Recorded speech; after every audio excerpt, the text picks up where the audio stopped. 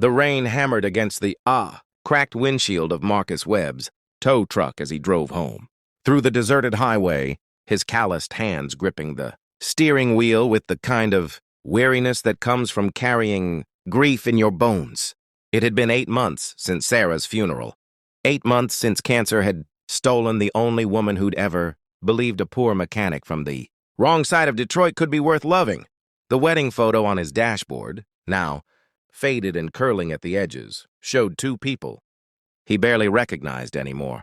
A young couple drunk on possibility, unaware that 23 years later, he'd be driving home alone to a house that still smelled like her lavender shampoo. Marcus had stopped believing in miracles the day they lowered Sarah into the ground. But tonight, on this rain-soaked road where visibility was nearly zero, fate was about to remind him that sometimes saving someone else is how we begin to save ourselves. The white figure appeared so suddenly in his headlights that Marcus slammed on the brakes, his heart hammering against his ribs. Through the sheets of rain, he could barely make out the shape of a woman stumbling along the shoulder of the highway, her arms wrapped around herself. Her dress, was that a wedding dress? Plastered against her body like a second skin. Marcus sat frozen for a moment, his mechanic's mind cataloging the impossibility of the scene. It was nearly midnight. The nearest town was 15 miles back. The temperature had dropped into the 40s, and this woman, whoever she was going to die of hypothermia if someone didn't help her. He pulled the truck onto the shoulder, grabbed the emergency blanket from behind his seat, and stepped out into the deluge. Ma'am, are you okay?" His voice barely carried over the roar of the rain. As he approached, she turned toward him, and Marcus felt his breath catch. She couldn't have been more than 25, with dark hair hanging in wet ropes, around a face streaked with mascara and something else, blood, he realized, from a cut above her eyebrow. Her eyes were wild with fear and exhaustion. "Please," she gasped, backing away from him despite the blanket he held out. "Please, I can't go back." "I can't. I'm not taking you anywhere you don't want to go," Marcus said gently, the same tone he'd used when Sarah would wake from nightmares during her treatments. "But you're going to catch your death out here. Let me help you." "Just let me help." Something in his weathered face must have convinced her because she stopped retreating. Marcus wrapped the blanket around her shaking shoulders and guided her to the truck, cranking the heat as high as it would go once they were inside. He didn't ask questions. He just drove, sneaking glances at his passenger, who sat hunched and shivering, staring at her hands like they belonged to someone else. "There's a diner about 10 miles up," Marcus finally said. "Nothing fancy, but it's warm and they make decent coffee. Sound okay?" She nodded without speaking, and Marcus noticed she wasn't wearing a wedding ring. Whatever had happened tonight, the ceremony hadn't been completed. They drove in silence until the neon sign of Rosie's All Night Diner emerged from the darkness like a beacon. Inside, the place was nearly empty except for a tired waitress and a trucker hunched over his eggs. Marcus steered the woman to a corner booth and ordered coffee and soup without consulting her. "I'm Marcus," he said when the waitress left. "And before you tell me it's none of my business, you're right. But I've got nowhere to be and nothing but time. So if you want to talk, I can listen. If you don't, we can sit here in peace until you figure out what comes next." The woman's eyes filled with tears. "I'm Elena," she whispered, "and I almost made the worst mistake of my life. Tonight." The story spilled out of her in fragments.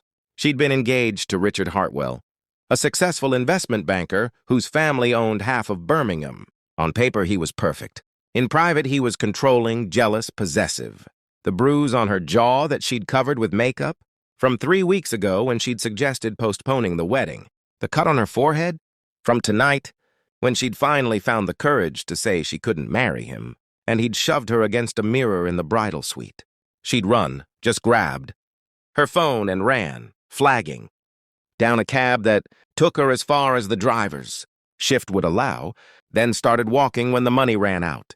"Everyone kept telling me how lucky I was," Elena said, her hands wrapped around the coffee mug, like it was the only solid thing in the world. His money, his connections, his family name. My own mother said I was being dramatic, that all couples fight. But you know what the worst part was? I started believing them. I started thinking maybe I was the problem. Maybe I was too sensitive. Too demanding. She looked up at Marcus with red-rimmed eyes. Until tonight when I saw my future flash before me, and it was a lifetime of walking on eggshells in a mansion that would be my prison. Marcus felt the old, familiar ache in his chest. My Sarah, he said quietly.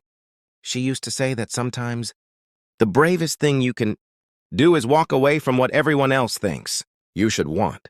He smiled sadly. She walked away from her family's expectations when she married me. They wanted her to marry a lawyer, a doctor, someone with prospects. Instead, she chose a mechanic who could barely make rent. They cut her off completely. Did she ever regret it? Elena asked.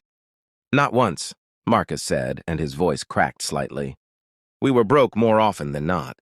Our honeymoon was a weekend camping trip because it's all we could afford. But she used to say we were rich in the things that mattered. We had 23 years together before the cancer took her. 23 years of laughter and arguments and making up and building a life that was ours, not anybody else's version of what it should be. He wiped his eyes roughly. If she'd married that lawyer her parents wanted, she might have had a bigger house and fancier vacations. But she wouldn't have had me waking her up with terrible singing every Sunday morning or spontaneous midnight drives for ice cream or a husband who held her hand through every single chemo session, even when the shop was falling apart. Elena reached across the table and squeezed Marcus's hand. She was lucky to have you. I was the lucky one, Marcus said.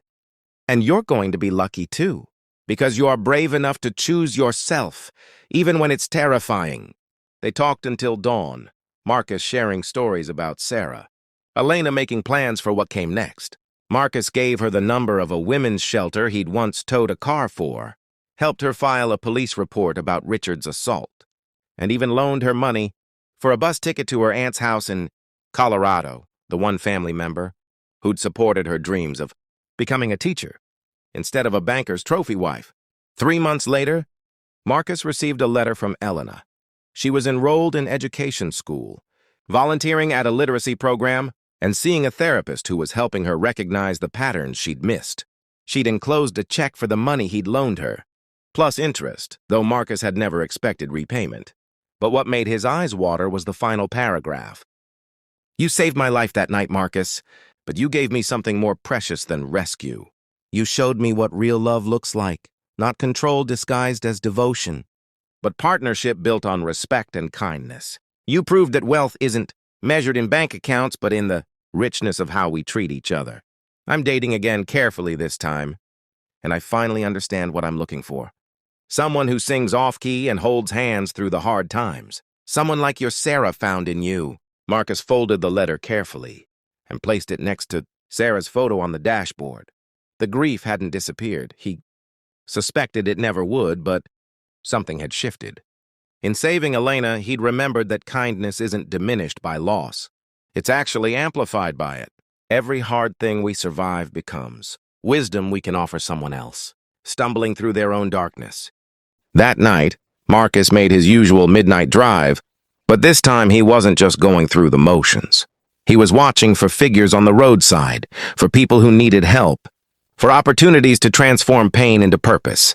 Because Sarah had taught him that love doesn't end when someone dies. It evolves into all the ways we honor their memory by being the person they believed we could be. And somewhere in Colorado, a young woman in a classroom was teaching children to read, whole and free and choosing her own future. 2 lives intersecting for one rainy night, both forever changed by the simple, radical act of one person helping another with no expectation of reward. Sometimes the universe sends us angels when we need them most, and sometimes, when we're shattered and certain we have nothing left to give, we discover that we're the angel someone else was praying for.